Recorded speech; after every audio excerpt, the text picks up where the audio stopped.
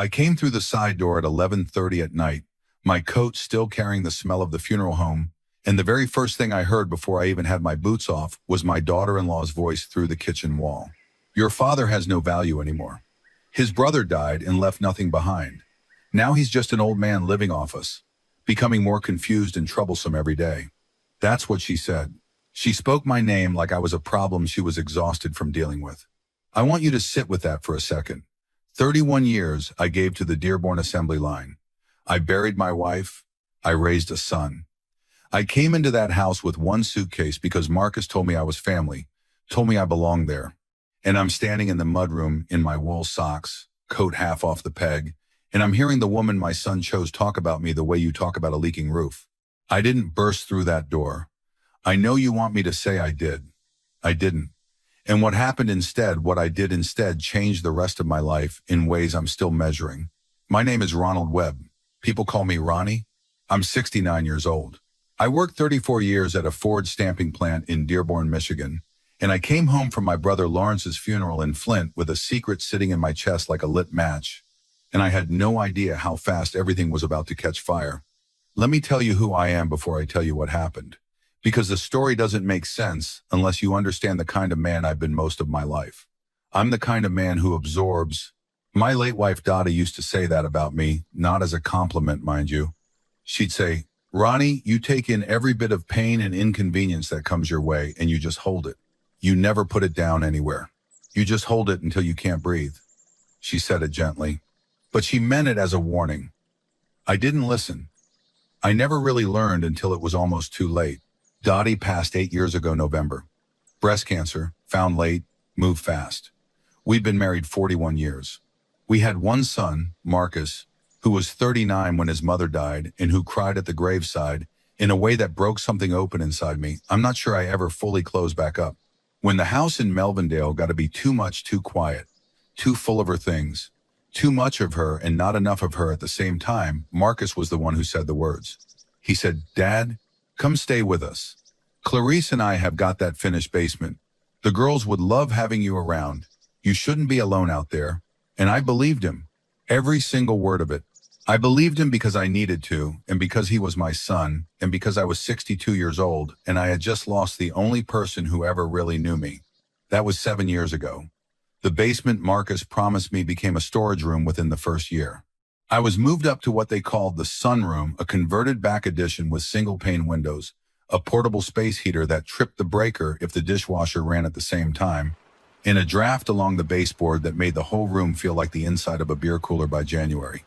I slept in my coat some nights. I never said a word.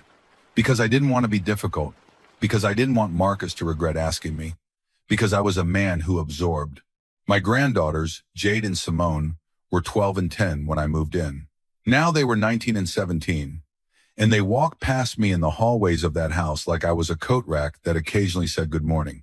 Clarice, my daughter-in-law, had become something colder and more efficient with every passing year. She ran a corporate litigation practice downtown, made more money than Marcus, made more money than I would see in 5 lifetimes at the plant, and she had the energy of someone who had organized every corner of her world with precision, including me. I was a line item to her, an obligation column, something to be managed toward an exit. 3 weeks before the funeral, Lawrence's lawyer called me. Lawrence, my younger brother by 4 years, my bunk bed partner in our parents' house on Tyreman Avenue, the one who had moved up to Flint in his 20s and started hauling freight in a secondhand international truck. I'd always assumed he was getting by. He'd lived simply, drove an old truck, ate breakfast at the same diner every morning. He never married, no kids. He'd called me once 3 years ago and I'd wired him $1,100 because I thought he was struggling after a slow winter. He'd thanked me, he'd taken the money. His lawyer, a woman named Miss Venable, sat me down in her office on Saginaw Street and slid a folder across the desk without much preamble. Lawrence had turned that one truck into a freight logistics company that ran routes from Flint and Lansing west through Chicago, south into Tennessee, and up into Ontario. 3 properties, a working cattle operation in the Upper Peninsula, a family farm in Montmorency County he'd bought from a retiring friend, and a house on Lake Huron log construction, private shoreline, 2 stories, sitting on a bluff above the water like something out of a dream I didn't know I was allowed to have. And then she paused, set her glasses down on the desk, and told me that after taxes and the sale of the company, my brother had left me $4.6 million in a brokerage account at Flagstar Bank. I asked her to say the number again. She did, twice, because she could see I'd gone somewhere else inside my own head. I sat in that chair in her Flint office, and I thought about the $1,100 I'd wired him. I thought about him thanking me, and I couldn't decide whether to laugh or put my head down on the desk and weep. I drove home from that funeral 12 hours south and west, back toward Detroit, back toward Dearborn, back toward that cold sunroom, with a plan forming in pieces through every mile of I-75. I would tell Marcus and Clarice I'd inherited a few pieces of property. Small farms, modest stuff, nothing life-changing.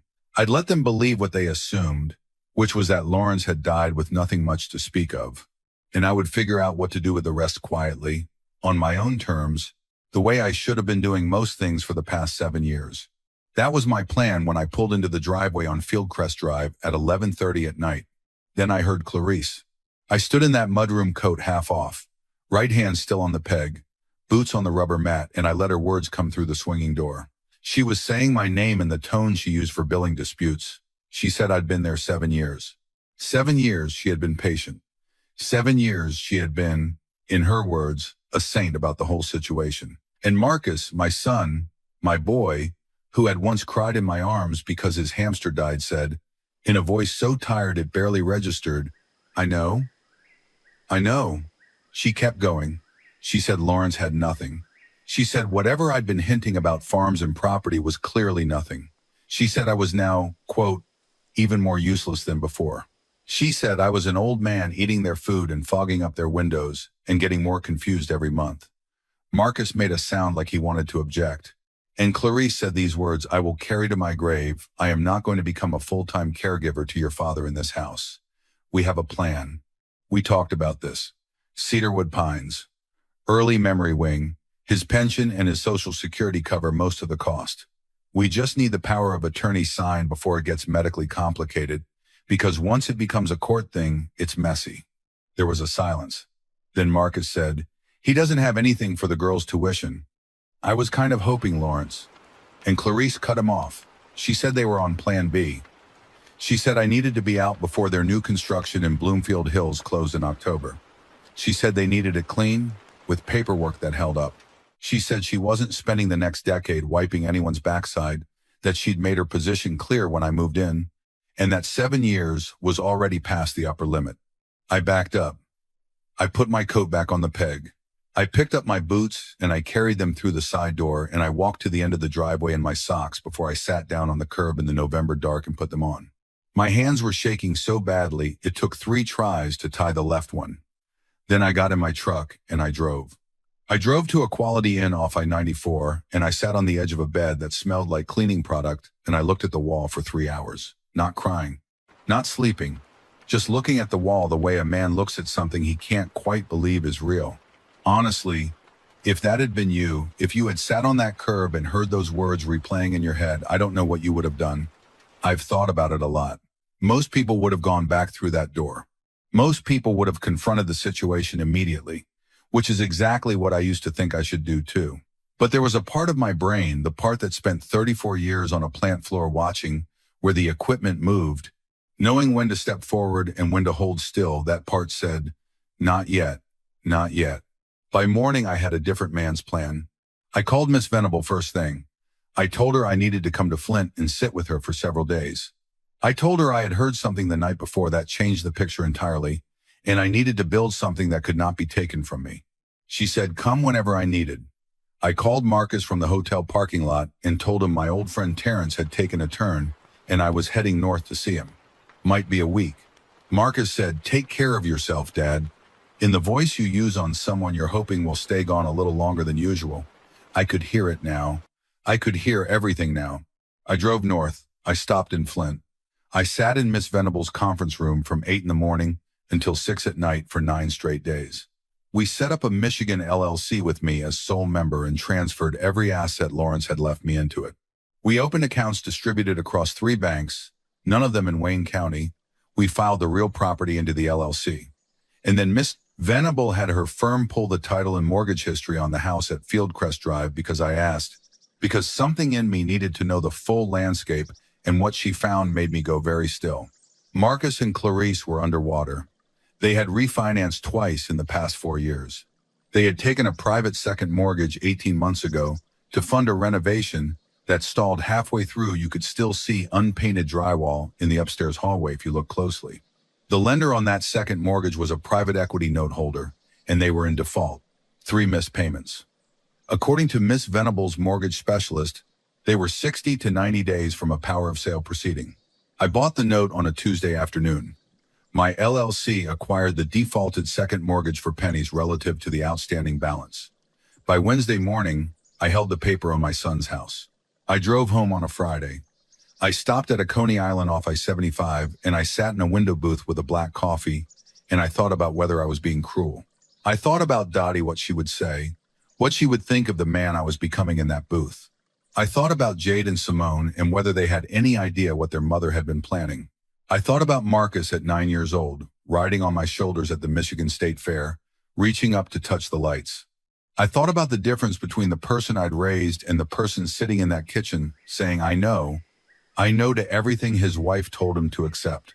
I needed to know if there was still any of my boy left. That was going to determine how this ended. When I pulled into the driveway, Clarice was at the kitchen window. She waved. I waved back. I went inside, hung my coat, hugged Marcus, told them Terrence had passed peacefully, and I'd helped his daughter sort through some things. Clarice said all the right words. Marcus asked if I was okay. I said I was tired and went to bed early, and I started to perform. Not wildly, carefully. I let Clarice see me put my keys in the fruit bowl, and then asked 15 minutes later if she'd seen my keys. I stood in the garage one afternoon looking lost when she came out to get something from her car. I put the orange juice back in the cabinet. Once, and this was deliberate, I called Marcus by his Uncle Lawrence's name at breakfast, then caught myself and said, sorry, I don't know where that came from. I watched Clarice's face every time. I watched the tight, controlled smile that appeared and disappeared in less than a second. I watched her reach for her phone the moment she thought I'd looked away. She was building a file. I watched her do it for 6 weeks. 6 weeks in that cold sunroom. 6 weeks of being talked past at dinner. 6 weeks of hearing her on the phone with her sister, calling me a drain, a shadow, an old fool who didn't know what decade it was. And every night after they went to bed, I went down to the laundry room where I'd taped a small recording device behind the dryer vent, and I wrote down everything I'd heard that day in a composition notebook. Miss Venable had given me dates, times, direct quotes. Every mention of Cedarwood Pines, every reference to Dr. Hamill, the family physician Clarice, had already started courting for a medical letter. On Tuesday and Thursday mornings, Marcus worked from home. Thursdays, Clarice had Pilates and a standing lunch with her sister. That gave Marcus and me 3 hours alone in the kitchen. The first few Thursdays, he was careful with me, polite but distant. The way you are with a relative you've been told is fragile. By the fourth Thursday, he started talking. Really talking. He told me his marriage had become something he didn't recognize. He said Clarice had changed after making partner, that money had become a different language for her, that the Bloomfield Hills build was her dream, and he'd been pulled along behind it like a cart. He said he'd lost 2 of his closest friends over the past 3 years because Clarice found reasons they weren't the right kind of people. He told me he didn't know how to push back anymore. He didn't know when he'd stop trying. One Thursday in early November, he looked at me across the kitchen island and he said, Dad, I'm sorry the sunroom is so cold. I keep meaning to fix that insulation and I never do. I'm sorry. And I put my hand on his arm and I said, Marcus, when you have something hard to say to me, you say it. I'm not going anywhere. He looked at me for a long moment with his mother's eyes, and they got wet, and he nodded. Then Clarice's car came up the driveway 40 minutes early, and the moment closed up like a hand making a fist. The default notice came through in mid-December. Miss Venable's specialist confirmed the clock had started on the power of sale process. My LLC would have clean title to the house at Fieldcrest Drive by late January. Clarice moved on her own timeline 2 days before Christmas. She'd made a roast. She'd opened a good bottle of wine. After the plates were cleared, she laid a manila folder on the table in front of me, with the manner of a woman presenting a contract she'd already decided would be signed. She said Marcus, and she had been thinking about the future, about making sure I was protected as I got older. She said it was just some paperwork, nothing complicated. She slid the folder across and handed me a pen. I looked at the pen.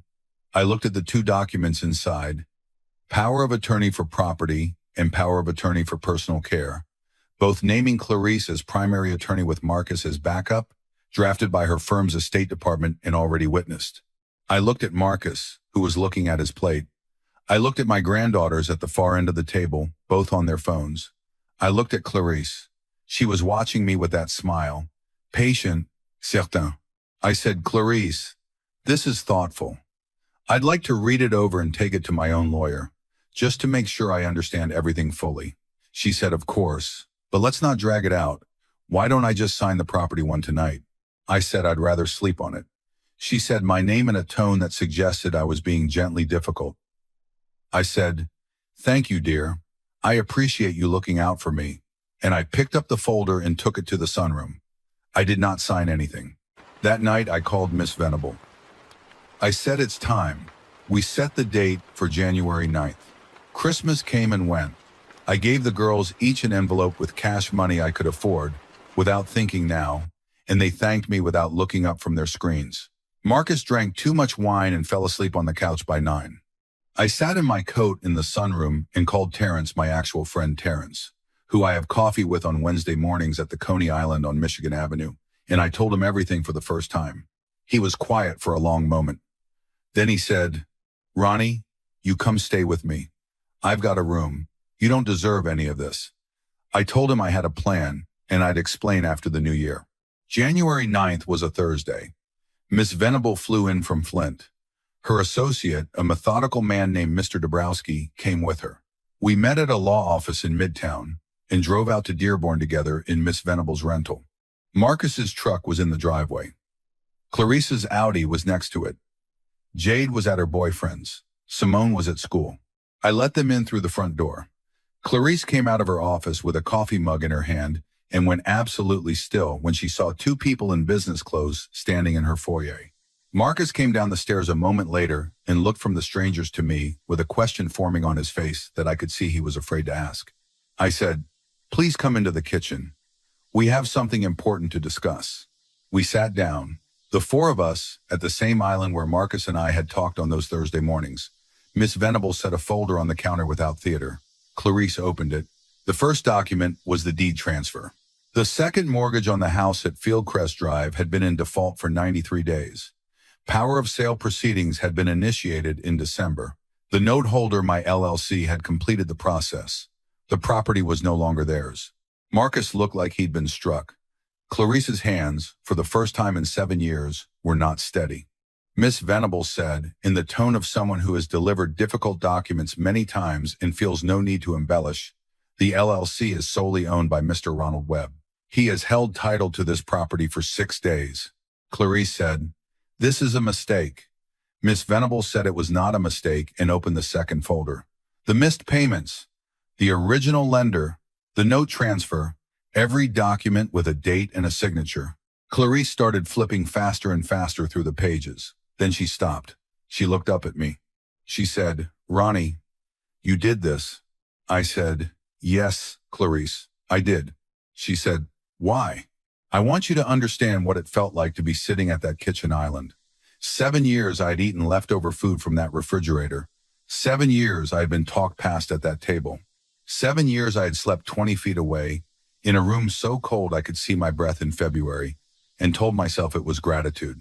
I had this woman's face memorized in 40 different expressions of mild tolerance, and she was asking me why. I said, because 9 weeks ago, I came home from my brother's funeral, and I stood in the mudroom, and I heard you tell my son that I was a parasite. I heard you say you were going to have me declared incompetent, strip my legal autonomy with a power of attorney you had drafted without my knowledge, and have me move to Cedarwood Pines before the end of January, so you could turn my room into an office and list this house in the spring. I heard all of it, Clarice. Marcus stood up so fast his stool hit the floor behind him. He said, Clarice, what is he talking about? She didn't answer. She was looking at me. I said, I have 6 weeks of recordings. I have a notebook with dates and direct quotes. I have the brochures you left on the counter. I have the appointment you made for me with Dr. Hamill that I didn't request. I have the power of attorney documents you tried to have me sign on December 23rd. Miss Venable has copies of everything. If I choose to file a complaint, what you have done constitutes a coordinated attempt at elder financial abuse under Michigan state law, and the recordings alone would be sufficient to open a criminal inquiry and end your partnership. Clarice started to cry. Not real crying, the controlled, tactical version. Marcus said, "Clarice, what did you do?" It was not a question. It was a man hearing something about the person he had trusted with everything and realizing in one long, awful second that he had known some of it all along. I said, "Marcus, sit down. I want to talk to you." He sat. His eyes were red. His were real. I said, "You have 60 days to vacate this property. I am not going to take it from you in a way designed to hurt you. You'll receive a fair settlement, not what Clarice had planned with the Bloomfield Hills house, but enough to get yourselves established separately. The girls can finish the school year here. After that, you're both going to make some decisions about what you want your lives to look like." Clarice said, "Ronnie, please, we can talk about this. This is family." I said, "Clarice, I am not finished." And then I told them, Lawrence did not die with nothing. Lawrence left me the farms and a house on Lake Huron, and $4.6 million that had been sitting in a brokerage account since October. I had come home from that funeral planning to give Marcus a substantial portion of it. I had made that decision on the drive home, had spent 12 hours deciding it, had thought of it as my purpose, my contribution, what fathers do for their sons. And then I had stood in the mudroom and heard what I heard, and now the bulk of that money was going to a foundation I was establishing the following month. We were going to call it the Dorothy Webb Foundation, after my wife, after Marcus's mother. It would help elderly adults in Michigan who were being financially exploited by their own families find safe housing and independent legal support. I paused. I looked at Clarice directly. I said, "My wife told me before she died that she sensed a coldness in you she couldn't identify. I told her she was wrong. I told her you were just ambitious and had to be tough in a hard profession. She gave me a look that meant she'd already finished the argument I hadn't started. I should have listened to her. I should have listened to her a long time ago." Clarice said she'd see me in court. Miss Venable said she was welcome to try, but she might want to think carefully about what 6 weeks of recordings introduced into a proceeding would do to her standing at the firm. I left the room. I went to the sunroom and I packed the same suitcase I'd arrived with 7 years before. One bag. A small box of Dottie's letters I'd kept under the bed. That was everything I owned in that house. Mr. Dabrowski helped me carry them to the car. Marcus came out as I was loading the trunk. He was in his socks, no coat, standing in the January cold of the driveway. He said, "Dad, I didn't know it had gone that far. I need you to believe I didn't know." I looked at him, my son, 46 years old, tall like his mother, tired in his eyes in a way that had nothing to do with sleep. I said, "Marcus, I think you knew some of it. I think you chose not to know the rest. That's a different thing, but it's not as different as you need it to be right now." He started to cry harder. He said, "What can I do?" I said, "You can figure out who you are without someone else telling you. And when you know, you call me. I'll be at Terrence's in Inkster through the winter. After that, I'll be at the house on Lake Huron. There's a landline there. Call me when you have something to say that belongs to you." He nodded. He couldn't speak. I got in the truck. Miss Venable and Mr. Dabrowski followed me in the rental. We drove to Terrence's house in Inkster, and Terrence had the spare room made up and a pot of chili on the stove, and I sat down at his kitchen table and I put my face in my hands for about 30 seconds, and then I picked my head back up. That was 5 months ago. I am writing this from the kitchen of the log house on Lake Huron. The ice came off the bluff 2 weeks ago. I had a contractor come up in March, and he insulated the entire structure properly and installed a new propane furnace, and I have been warm genuinely, unremarkably warm every single morning since. It is not a small thing. After 7 winters in that sunroom, warm is not a small thing. Marcus called me in early April. He'd moved to a 1-bedroom apartment in Ferndale. He'd filed. He wanted to know if he could drive up. I said yes. He came up on a Saturday and we sat on the porch above the water, and we didn't say much for the first hour. Then he started talking. I let him go for a long time. He told me things about his marriage I didn't need to know, but I let him say them anyway because he needed to put them somewhere. The girls are with Clarice. He sees them on weekends. Jade reached out to me 2 weeks ago and apologized, a real apology, not a polite one, with specifics. Simone isn't ready yet. That's all right, I have time. I'm not going anywhere. The Dorothy Webb Foundation was incorporated in February. We've already helped 11 families in Michigan, 11 seniors in situations like mine, or worse than mine, sitting in cold rooms or being moved into facilities by relatives who had calculated the cost of their existence. Miss Venable sits on the board. Terrence, who it turns out has a remarkable head for nonprofit governance, sits on the board. Marcus started doing intake work 2 months ago. He's good at it. He sits with people and he listens, and he doesn't try to fix anything too fast. He's becoming his mother's son again, slowly. But I can see it. I want to say something to you before I wrap this up. I need you to hear it clearly. I spent most of my life being a man who absorbed. I let things happen to me, small cruelties, small diminishments, and I called it patience. I told myself I was being the bigger person. The truth is, I was teaching everyone around me exactly how little I was willing to defend myself, and they were learning the lesson perfectly. Clarice didn't become cold overnight. She got there one small permission at a time, most of them mine. Every Christmas I let her talk over me. Every winter I kept a space heater that tripped the breaker and said nothing. I was showing her, and I was showing my son, and I was showing myself exactly how little I believed I was worth. That is on me. That is something I have had to sit with. And sitting with it doesn't mean I forgive the plan she had. It means I understand how it grew in the space I left it. Here is what I know now. Love is not the same as access. Family is not the same as permission. The people who share your blood do not automatically earn the right to make decisions about your life, your health, your legal standing, or the temperature of the room you sleep in. You are allowed to see what you are seeing, even when it is painful. You are allowed to act on it. Forgiveness is a gift you can offer once the truth is on the table, but not as a substitute for the truth, and not before. My son got my forgiveness because he was willing to look at himself. That is the only currency I deal in now.